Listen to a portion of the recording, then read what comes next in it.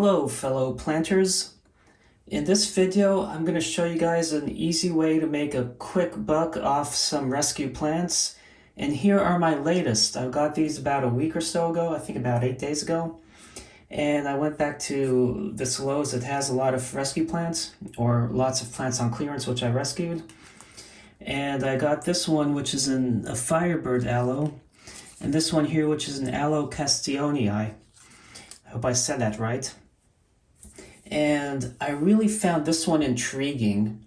It basically was the only one they had on clearance. This one was really shriveled up and these were thin and long. I've since watered them and I even watered them today. And these pots, they came in a sleeve just to look a little fancier. And they were bigger than the other ones that I bought more recently that are in smaller pots. So essentially, they were able to charge more for simple succulents. But I really found this one here intriguing, so as I researched it, I learned that the Aloe castionii was first, the first, I guess, population of them, which has not been seen since it was discovered, was found around 2006 only, so it's still a relatively new plant in cultivation. And they're found in southwestern Madagascar, growing on limestone cliffs on the sides, and they hang down. And then when I looked online, comparing different people selling them, these can go anywhere from $20 upwards to $90. You could sell a small plant for maybe 20, a bigger one for 50, or depending on the seller, they may just charge the whole thing for 20 or so. So this is not only a rare plant to find or a hard one to find, but it's also a really beautiful plant, and I have so many little pups growing that I can propagate easily. And what I like about this variety of the castionii, because some pictures show them without all the little ridges on the inside, etc., is that this one with the nice big pronounced teeth on the edges are red.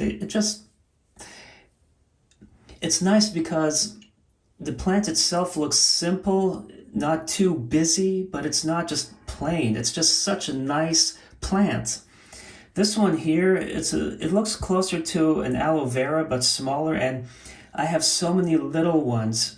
So what's nice is when you buy a plant and you rescue and you wait to nurse it back to health, and then to just take cuttings and propagate, that takes a lot of time.